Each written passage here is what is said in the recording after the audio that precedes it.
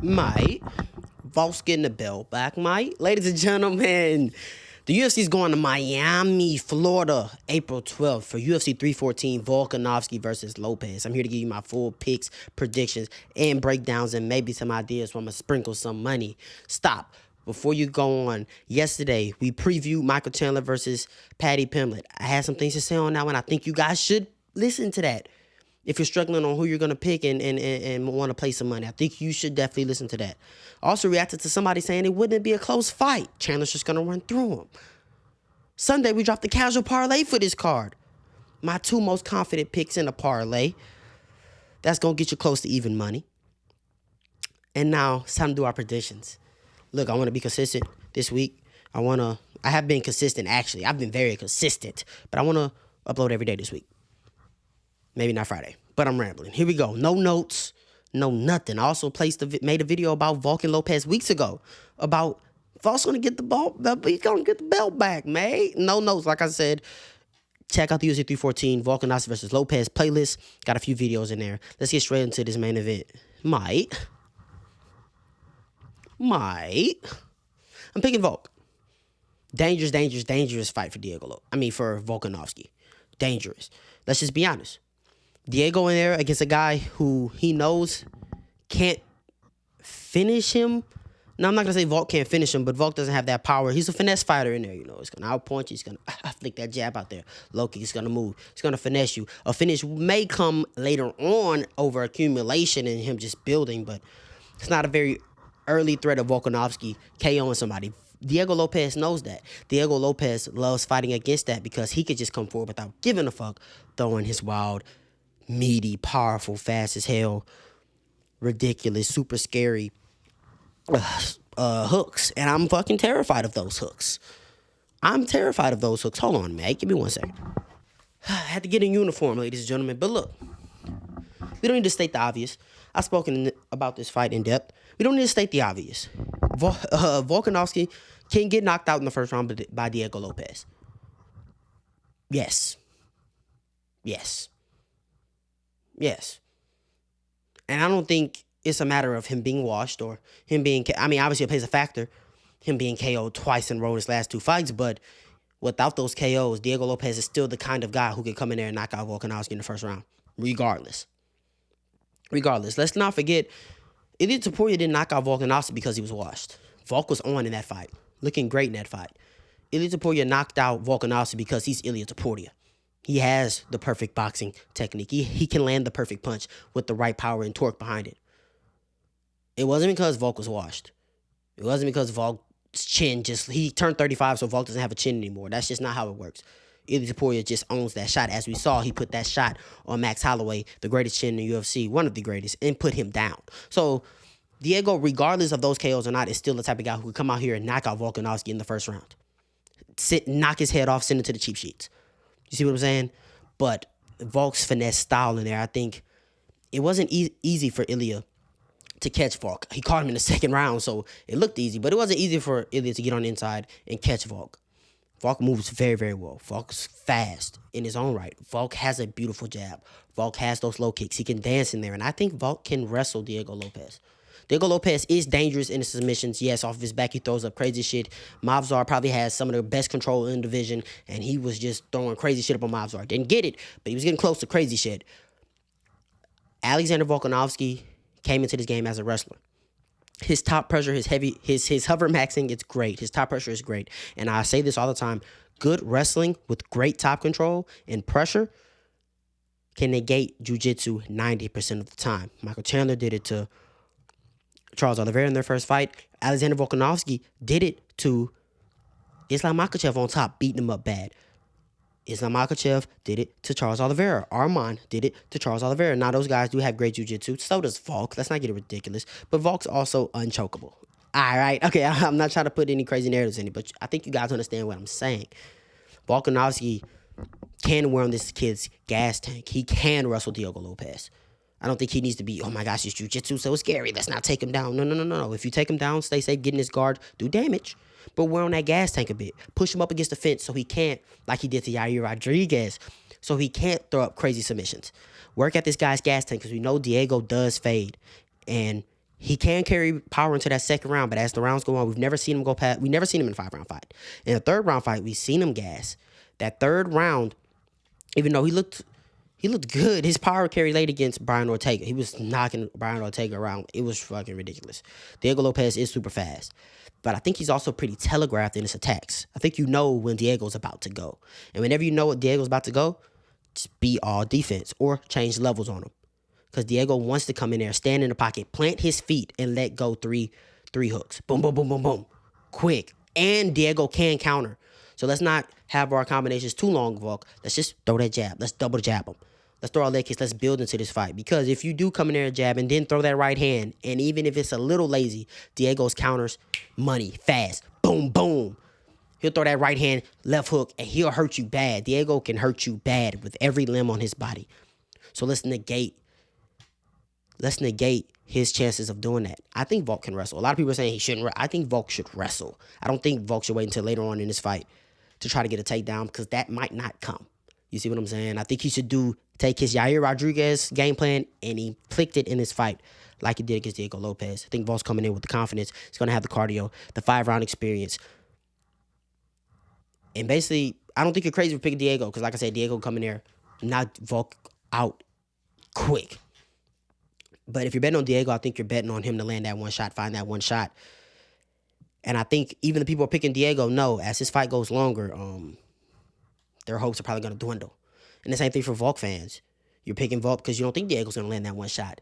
Or if he does, you think Volk's going to be able to survive. You think Volk's going to be able to change levels. And you know as the fight goes on, your hopes are going to go higher. So I'm not going to say, I think it's close to a 50-50, and I don't think you're crazy for picking either one. But I think both sides, if you're picking Diego, you understand. You got 10 minutes to get this guy out of here, or it's going to be a problem. You know what I'm saying? And if you're Volk, it's like, okay, skip past these 10 minutes, and you should win this fight. You should cruise to. So I think we all know, both sides know what it is. Both of these guys are my favorite fighters in the UFC. Diego Lopes, I said in a TikTok maybe a year ago, I said he's going to be featherweight champion one day. I said he's going to fight for the featherweight belt one day. I said he's one of the most dangerous pound-for-pound fighters in the UFC. This is what I said. I might throw up some receipts here. I said this. But not yet, young fella. Not yet, young fella. Moving on to the co-main. I made a video about this yesterday. Please watch that because I do not want to break down the X's and O's. I didn't really break down the X's and O's, but my thought process going into this. But I will touch on it. Paddy relies on his opponents to make a mistake. But I don't think there's a mistake that Chandler can make on the feet that would be detrimental to Paddy finishing this fight because Paddy's not liable for a finish on the feet. He's just not. He doesn't have power in the boxing. He throws a lot of looping shots with his chin in the air, not straight shots. He's not as explosive as Michael Chandler. He likes to low kick at range. Okay? So Michael Chandler's clearly better on the feet. I really believe that. And I'm trying to be as objective as possible. How about this? I'll say Michael Chandler is extremely more dangerous on the feet. But we know if this fight hits the mat, Paddy's always live for a submission. My problem is, how does Paddy the Baddy get this fight to the ground? Because he doesn't shoot takedowns. Don't believe me? He has 3 takedowns in the UFC. He has 6 fights in the UFC. He doesn't shoot takedowns. He relies on his opponent to initiate the clinch, initiate the grappling, or in Bobby Green's words, slip on a banana peel and land in a triangle choke. I don't see Chandler coming out here and just shooting on Paddy Pimblett. Paddy even said that himself. Paddy said he's not going to shoot blood. You know what I mean? I think he knows if he shoots, he's going to be in a world of trouble on the mat. So I think we're going to be in for a scrap on the feet. You know what I mean? And a scrap on the feet is not what Paddy needs. Paddy needs to go out there and shoot. Paddy needs to get this fight to the ground. Paddy doesn't shoot high-quality, well-timed takedowns. He just doesn't. His jiu-jitsu is great. He'll let you take him down to work that game, to try to create a scramble, try to create a reversal. But his wrestling is not that great. And I've seen Chandler on top of great jiu-jitsu practitioners, Charles Oliveira, in their guard, beating them up, staying safe with his pressure. But I think this is going to be on the feet. I don't think he's the same fighter that fought Jared Gordon, but Jared Gordon lit him up. I think he's the same fighter defensively as when he fought Jared Gordon. You know, Paddy Pimblett has the higher fight IQ. We know this. He's better in positions of knowing what positions are going to make him successful and where he needs to be at the feet. He's good at staying at range with his kicks. He's a really good kicker.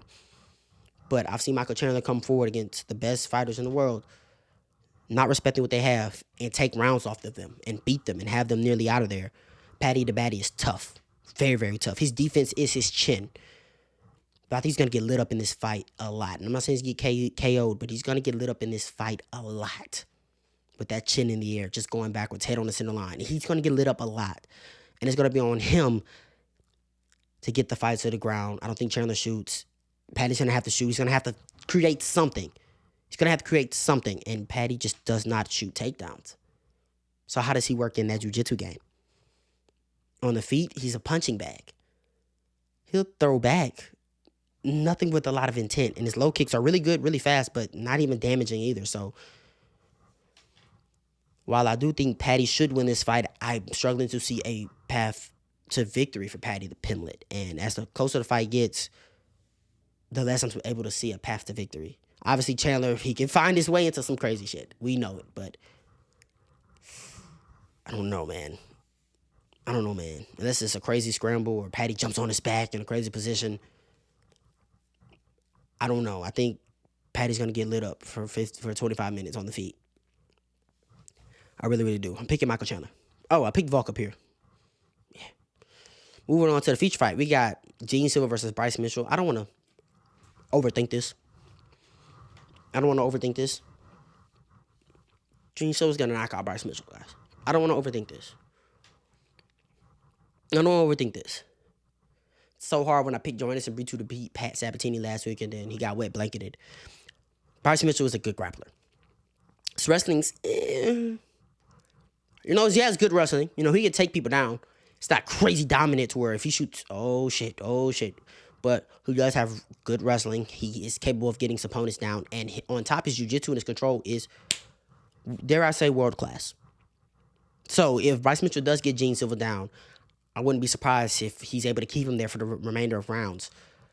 But the fast twitchiness, the explosiveness that Gene Silva possesses, I think it's going to be very, very hard for Bryce Mitchell to track down Gene without shooting a bad shot or kind of, not saying looking desperate, but I think if he's not able to get this fight to the ground in the opening minute, he's going to look a bit desperate and helpless on the feet because Bryce Mitchell leads his combinations with his chin. He leads his combinations. He has no problem being offensive. He has no problem getting close and throwing. He ain't scared of shit. And that's kind of a problem because defensively, he's not great. And I'm gonna go back to Paddy Badley. Defensively, he's not great, but Paddy is a tough motherfucker. Bryce Mitchell's tough, but he can get cracked.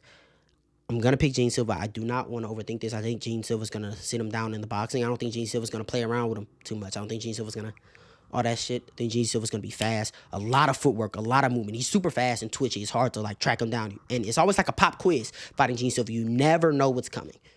He can be high tight. He could be loose. He could be in a kickboxing stance. All of a sudden, he's Muay Thai. You never know what's going to come in. It's a pop quiz. I think he's going to keep Bryce Mitchell guessing, and he's going to draw out bad shots from Bryce Mitchell. And unless he tries to do something super fancy like flying knee and all that dumb shit, I think he should just be able to systematically break down Bryce Mitchell. I think he's going to finish Bryce Mitchell. I'm not going to bet money on it. I'm going to be a fan on this fight, and I'm just going to sit back and learn a lot. We're going to learn. Can Gene Silva really deal with this style? We're going to learn Bryce Mitchell. Can you impose your will against a guy who is going to try to and can take your head off? We're going to see. Now we got Yair Rodriguez versus Patricio Pitbull. This is a tough one. I think Yair Rodriguez will win this fight, but it's a tough one because I've seen Yair taken down over and over again. I think he's been taken out multiple times in 80% of his fights, 70% of his fights. I mean, he's getting taken down in every single time you watch him. He's getting taken down with fair ease. Now, Patricio Pitbull isn't a guy who's just going to come out there and shoot. No. Patricio Pitbull, kind of similar to Michael Chandler, he wants to push you against the cage and post his will, throw bombs, and strike with you, try to knock you out. Now, the wrestling is in his back pocket. When that doesn't really work or the opportunity presents itself, you find yourself in a bad position. Okay, go on a ride. But for the most part, Patricio likes to bang it out as well. And Yair, if he can manage his distance, I mean, he's the best at distance. He's the best at pop quizzes. He's the best at it. He's the best at landing kicks. He's the best at movement. He's the best at landing shots from different angles that you cannot see coming. But the thing is, I've seen him be broken so many times. I've seen him taken down and just beat up. And I've seen people weather his storms so many times and just take him down and just finish him. Josh Emmett almost did it. Yair threw up that triangle. He got it. I'm not trying to discredit it because Yair does have sneaky good submissions off his back. But Josh Emmett was close to just beating him up in his guard. You know what I mean? So it's hard for me to pick Yair. It's hard for me to pick Yair and be confident enough to bet money on Yair. Because I know what Patricio Pitbull brings. Even, 37, 38 years old, however old he is, even at that age, still a dog, still durable, still fast, still imposing, still strong. But I feel like I have to pick Yair Rodriguez because of the striking and the distance management. But if Pitbull's just pushing Yair up against the fence, it's gonna be like if he's able to just get in Yair's face and make it uncomfortable and not let Yair be able to throw from range. You know what I mean? And take him down. Kind of use the Volk game plan. I think Volk laid the blueprint on how to beat Yair.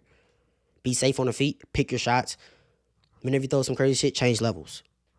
Oh my God, am I gonna change my pick? Don't do it. Don't change your pick. Don't change your pick. Don't change your pick. Don't change your pick. Don't change your pick. Don't change your pick. Don't change your pick. Don't change your pick. Don't change your pick. I'm picking Pitbull. I'm picking Pitbull. Oh my God, I'm doing it. This could be the worst pick ever, the worst change ever. I'm picking Pitbull. I'm picking Pitbull because, oh my God, I'm picking Pitbull. I'll stop saying that, but I'm picking Pitbull. I think Pitbull's going to be able to get in Yair's face. And Yair in the pocket isn't really that great. He has good elbows. I'm lying. In close, Yair does have really, really good elbows. Oh, really, really good elbows. But it's his kicks that you really have to worry about. And he can throw sneaky kick close, but when you get, like, if you come forward and get in the pocket, Yair's just going to back up. He's going to keep backing up. He's going to keep backing up because he needs that range to really be as successful as he can. And he's just going to keep backing up. And he's just going to keep backing up. He's going to keep backing up until he can't back up anymore. And now you're kind of beating him up a bit. And now you're in on a single. And pick Pitbull by decision, maybe second, third round, TKO, ground and pound. I think Patricio Pitbull is going to end up shooting in this fight. Because, I think Yair is going to have success on the feet. Even though Pitbull is coming forward, I think Yair is going to have success on the feet, and Pitbull is going to say, fuck that. Because Pitbull isn't striking me as a guy that's here for a long time. He's here for a good time. You see what I'm saying? MVP came over, and yeah, it would be cool to win a belt, but he came over here trying to really put on a show. Michael Chandler came over here, yeah, as he did want to be champion. But after that, he was really worried about the bonuses and being the most entertaining lightweight on the planet.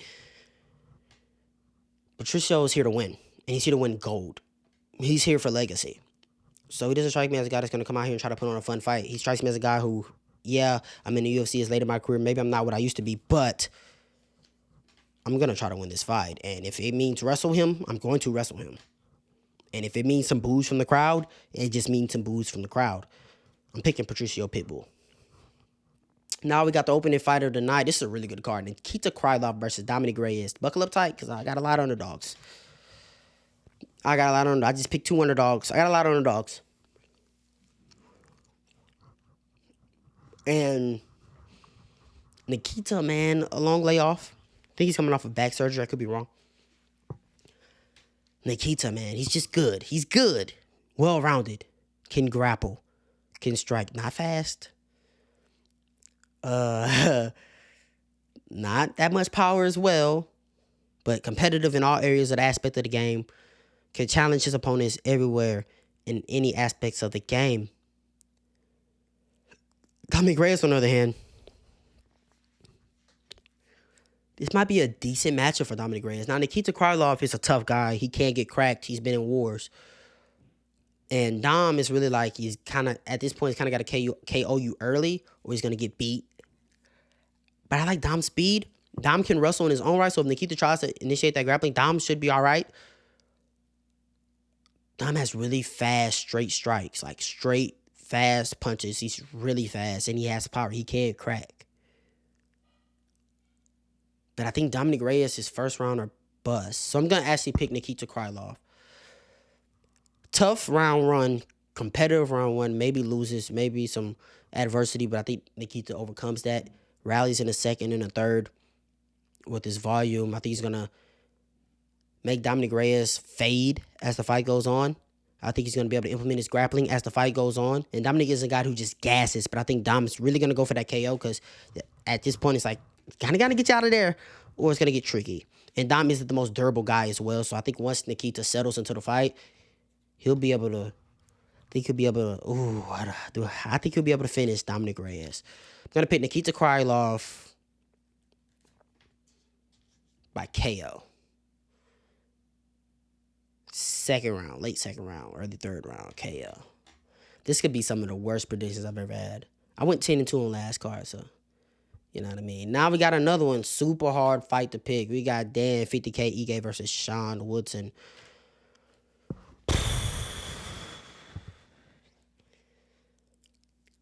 If both of these guys were 6 foot, I'm picking Dan Ige, no problem. You know what I mean? If both of these guys were 6 foot, I'm picking Dan Ige, no problem. But that length is real. I seen it in person, in real life. He can crack. It's sneaky power. Doesn't have a lot of finishes on his record, I don't believe, but he can crack. Really good combinations. Dan cracks as well. We've seen Sean hurt on a multiple of occasions. Dan Ige has really good boxing, but is he the better boxer in this matchup? Matchup-wise, is he the better boxer in this matchup based off the physical attributes? Is he going to be able to get in tight without running into that long jab? Because when Dan Ige gets in the pocket and he lands a hook or lands an overhand and lets his combinations go, he can hurt anybody in the division. I believe that.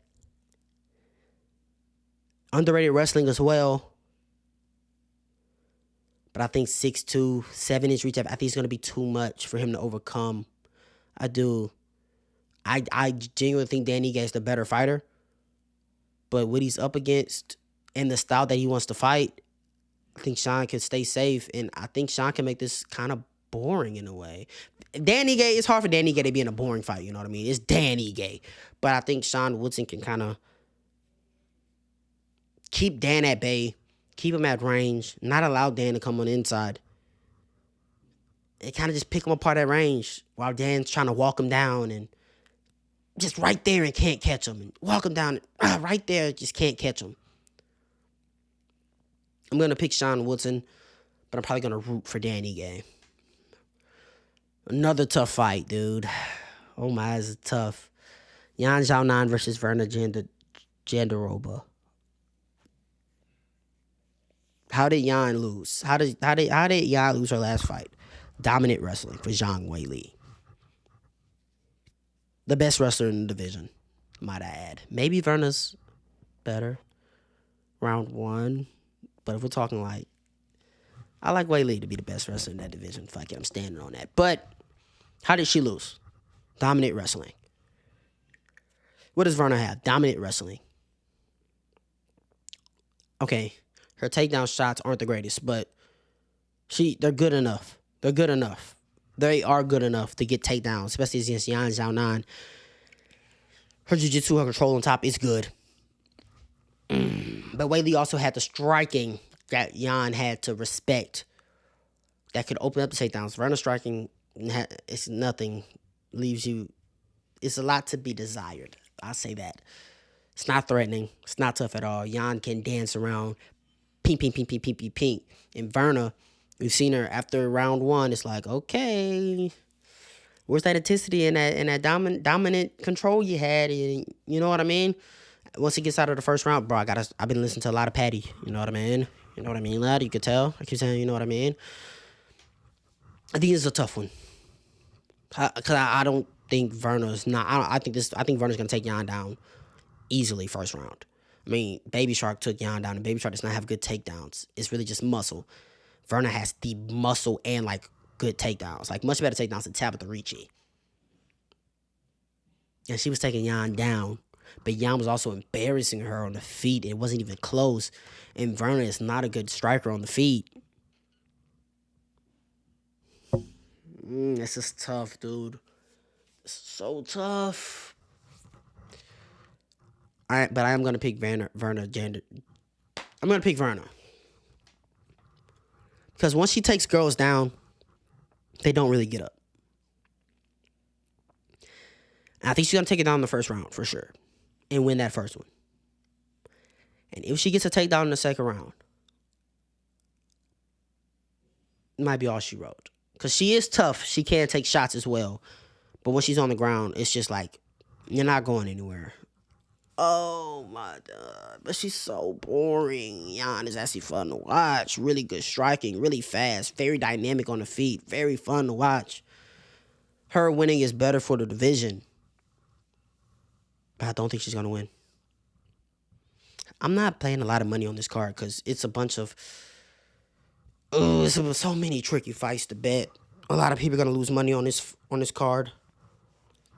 A lot of people are gonna lose money on this card. A lot of people are gonna win money on this card. It's one of those cards to where, like, there are some cards where everybody's on the same people. And then you see big favorites and a lot of underdogs, and everybody's on the same favorites, and everybody's on the same underdogs, to where it's like either everybody's gonna win money or everybody's gonna lose money. I think this is gonna be one where it's kind of even, because a lot of people are gonna be on Xiaonan. A lot of people are gonna be on Verna. A lot of people are on Patty Pimblett. A lot of people's on Michael Chandler. A lot of people's on Volk. A lot of people's on Diego Lopes, to where these odds are getting closer and closer and closer and closer to where they're going to be pick'ems by the time fight night comes around. And that's how you know it's going to be a lot of people that are wrong, a lot of people that are right, a lot of people that are going to feel stupid, a lot of people that aren't going to feel stupid. I got a lot of money on Volk as well. I'm picking Verna. Okay, here we go. Jim Miller versus Chase Hooper. One of the most straightforward picks. Chase Hooper easily. His length, his youth, his speed. His striking is getting so much better in each and every fight, and I'm loving to see it. Really good striking, straight shots, good kicks, good power in his striking. And on the mat, even though Jim Miller is a gamer, on the mat, world class control. His wrestling's getting better as well as far as shooting his takedowns. And every time he's on the ground, he's looking to do damage, ground and pound. He's going to get his position first, but once he gets his position, nasty ground and pound, nasty submissions. He's really good at mounting his opponents. I think he should clearly win this fight, and not even to disrespect Jim Miller. I think he's just fighting one of the most dangerous lightweight prospects in the division, like up there with Joel Alvarez as far as danger. It's really, really dangerous. Darren Elkins versus Julian Erosa. Buckle up for this one. Darren Elkins is -3, is plus 300. Why? Why though? Like, why you're just going to say he's 40? Okay, well, Julian's 36, 37. They're both at the end of their careers. I feel like Julian Erosa's 36 or 37 might as well be Darren's 40. Like, I'm looking at them as if they're the same. Like, look at the records. Look at their history. Like, both have taken hella damage, especially Julian Erosa. I mean, no, Darren Elkins has taken a bunch of damage because he survives. Julian Erosa has taken hella damage because he gets finished. It's a difference. But I'm looking at these guys as if they're the same age, at the same stage of their athletic careers. Why is this not like a pick'em? Why is this not a pick'em? Julian, good jiu-jitsu. Darren Elkins, really good wrestling. The better wrestler. Really good scrambler as well. And if he's on top of Julian Erosa, I'm not worried about a guillotine. I'm knocking on wood. I'm not worried about a guillotine. On the feet, I've seen Julian hurt so many times. And Darren Elkins isn't just this crazy striker, but he is a marauder. Dude, like, he comes forward and just throws everything. And he's not going nowhere. Julian Erosa doesn't possess the striking either to just hurt Darren. Julian Erosa's not the better wrestler. Good submission attacks, that's it.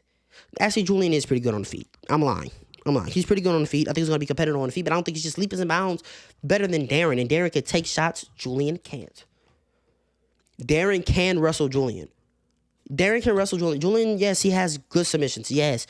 But that doesn't mean, this hits the mat, Julian's going to submit him. Whether he's on the bottom or top, Darren Elkins is a really, really good wrestler, good control. I'm picking Darren Elkins. I've seen Darren Elkins be able to survive damage. I've seen Julian wilt to damage time and time again.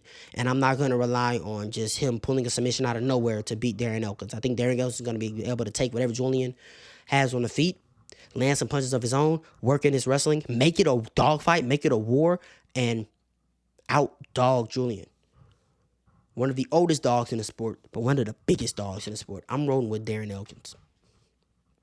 SD Dumas versus Mikhail Oleksiejczuk. Another straightforward pick for me. This is Oleksiejczuk all day. Cedric is getting more technical in his fighting style. His strikes, very straight. Clean, I guess. It's just not that good. Like, it's just not high level. It's not very dangerous as well. His wrestling is getting better, and he's going to have to be all in on wrestling in this matchup to beat Oleksiejczuk, because on the feet, he's going to be in trouble. Because not only is Michal very, very powerful, but he's really deceivingly fast. Like, He possesses a speed that you don't really expect him to have until he hits you with it. And the power, it will really hurt you. He's also going to out-volume him. He's going to be coming forward. So SD's going to have to be all in on the wrestling to beat Oleksiejczuk. And Oleksiejczuk is no slouch as far as defending takedowns as well. He dropped Kevin Holland bad. Bad stoppage with the arm bars. Dropped them bad. In there having a war with Shara Bullet, Magomedov. Those guys run through Cedricus Dumas. And I think Michal is going to run through him as well. Maybe even find a KO. Cedricus Dumas is very tough. Michal cracks hard as hell. I think he's going to be able to KO Cedricus Dumas in the second round. Maybe even the first round. I think this is going to be bad. I think it's going to be bad. Unless Cedricus can somehow get this to the ground. I think it's going to be bad for him on the feet. Because Michal he's just very, very aggressive. Rolls with shots well. He's not the easiest guy to hit as well. Hasn't tasted victory in 3 fights after fighting hard competition. I think he fought Kyle Bahalo as well. Cedricus' last fight was Dennis Tululin. Michal's going to knock out Cedricus Dumas. My second most confident pick. Another underdog. Buckle up. I'm rolling with Mitch Raposo. I am. I'm rolling with Mitch Raposo. Sumudaerji hasn't beat anyone in so long, and the people he have beat, I don't even think they're in the UFC anymore. Now, Mitch Raposo hasn't won in the UFC either, but I like this kid. Good boxing. Able to come forward and be aggressive. Sumudaerji, really good strike as well. Crisp, fast. Both guys, I want to believe, possess some power. Both guys are really, really tough. The part where I think Mitch breaks away is the wrestling. I think Mitch is going to be able to shoot his takedowns and work in takedowns and out-wrestle Sumudaerji. I think people are sleeping on Mitch Raposo's boxing. New England Cartel. They breed good boxers, even though besides, if your name's not Rob Font, you ain't really been having a great time. But they breed good boxers. But Mitch Raposo can also go out there and secure takedowns. And that's how Sumudaerji loses fights. He loses fights from being held in a clinch and, being out-wrestled. Right down on a scale from 1 to 10. Mitch Raposo is lacking in the reach, and I think keeping this fight standing too long can be dangerous for him. But I've seen Sumudaerji lose fight after fight after fight after fight because he can't defend takedowns. The gym sees that. He sees that. Hopefully his coaches see that. You can hold your own in the striking, work in takedowns, win a fight. I'm rolling with Rich Raposo, and I was really surprised that he's that big of an underdog. This is why I said that these could be some of the worst predictions I've ever dropped. I went 10-2 on last card, but I can go. I don't even want to think about what I can go. I feel like I'm taking a long time with these, so let's kind of speed it up a bit. We got Gore versus Marco Tulio. I got Marco Tulio by finish under 2.5 rounds. Gore is a guy who fell in love with his hands because they possess power. But he's a wrestler that fell in love with his hands. He's kind of backtracking a bit, getting more to that wrestling heavier approach, which is what he needs to do. But he's not the better wrestler in this matchup. He's not the better jiu-jitsu practitioner in this matchup. Marco Tulio's faster. He's almost said he's longer. He's not longer. But Marco Tulio is a bona fide finisher and really, really good at managing range. People kind of sleep on his distance management. He's good at being out and being in, landing his shots, getting out of the way of shots. He does offensively wrestle as well. I think he's really going to outwork Gore and just find a finish, break him, maybe even I'm going to say submission. I don't even know if he had a submission in the UFC yet or it's been a while. I'm going to go submission second round for Marco Tulio. Lock it in. Shout out to you, Norma Dumas. Shout out to Pro. And now we got Nora Cornolle versus Haley Cowan. Did it say she was ranked 13th? I had no idea that. But I'm going to pick Nora. Haley's a great athlete. Really big. Pretty imposing. I'm going to be honest. She might be even a bit faster, but I think Nora's a dog. And being a dog and being able to impose your will the way she does, like, is just come forward and just throw and not giving a fuck. I think fighting Jacqueline Cavalcanti to a split decision is very impressive, even though I think I had it clear for Jacqueline Cavalcanti. But it was a split decision, and she was competitive in there, coming forward and getting in her face and making things happen. I think that can take you a long way in WMMA, and I don't want to be lazy with my takes here, but I like her to do that against a Haley who hasn't fought in a nice little minute. I like Nora Cornolle to just come forward, be entertaining, make it a dog fight, and be the bigger dog in the fight. Ladies and gentlemen, that's going to wrap it up for these predictions. It's going to be a fun card, and either I'm going to look really crazy or I'm going to look like a genius. It's only one way to find out. We're going to be live Saturday. Come hang out with your boy. Share this with somebody I know they enjoy just like you did. Like, comment, subscribe. You ain't got to go home, but you got to get up out of here, man. Yeet.